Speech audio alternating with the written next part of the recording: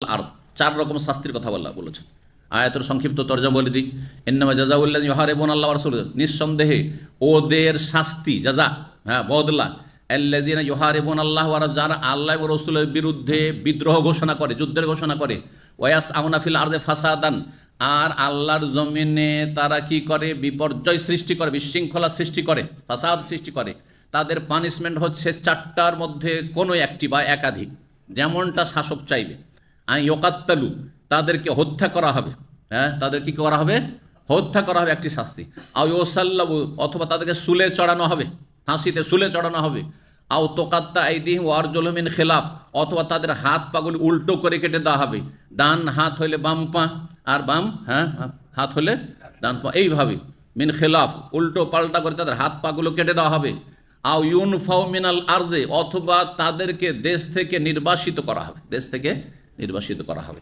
এই আয়াতের তাফসীরে দুটো মত রয়েছে। একটি মত হচ্ছে এই চারটি পানিশমেন্ট সরকারের সামনে আছে।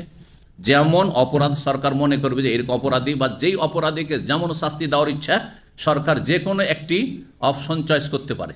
হয় হত্যা করতে পারে, শুলে চড়াতে পারে, অথবা হাত পা উল্টো পাল্টা করে, চোরের যেমন হাত কাটা রয়েছে ওইরকম করে কেটে দিবে, আর তারপরে ছেড়ে দিবে, বাঁচলো। আর না হলে দেশ থেকে তাড়িয়ে দিবে। আজকাল দেশ থেকে তাড়িয়ে দিলে আরও বেশি বদমাইশ হয়ে যাবে, তাই না?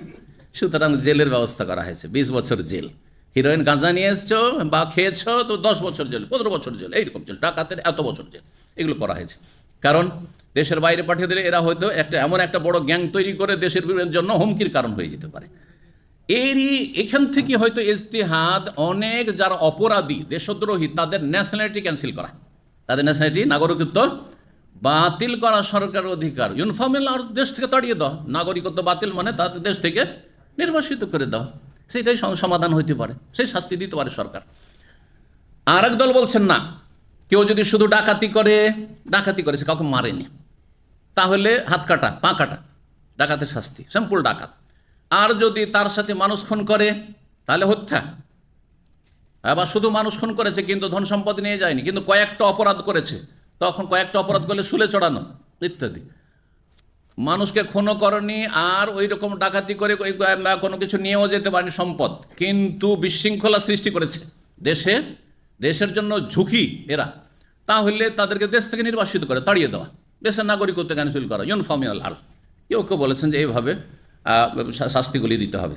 যাই হোক, সর্বশেষ হাদিস এবং অধ্যায় 69 নম্বর অধ্যায় বলছে বাব ওয়াসমিল ইমামে এবলা সাদাকাতে বিয়াদি। এই অধ্যায় হচ্ছে দেশের শাসক নিজ হাতে জাকাতের উটকে দাগতে পারে, জাকাতের উটকে চিহ্নিত করার জন্য, যে এগুলি হচ্ছে জাকাতের উট।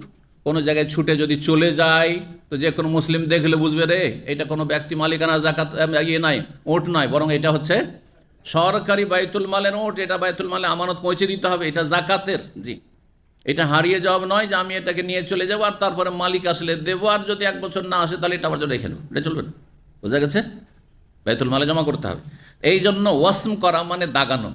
একটা লোহা থাকতো, লোহা, আর সেই লোহাটিকে কি করা হতো, লোহা দিয়ে ধারালো, আর সেটা দিয়ে এই যে উঁট রয়েছে, উঁটের আপনার চূড়াতে বা এক সাইডে দাগ করে দেওয়া হতো, দাগ দিয়ে একটু কেটে দেওয়া হতো, সামান্য একটু কেটে দেওয়া হলো, সেটা এমন কোনো কষ্ট দেওয়া নয়, কিন্তু সেটা দিয়ে চিহ্নিত করা একটা বড় জন্তু, উঁটের মতো জন্তু, যাতে তার তেমন কোনো ক্ষতি হবে না, সামান্য শুধু দাগ দেওয়া। এটা নাজাইজ কিছু নয়, প্রয়োজনের দাবি, এটি প্রয়োজন, সেই জন্য এরকমটা করা হচ্ছে শরীয়ত সম্মত।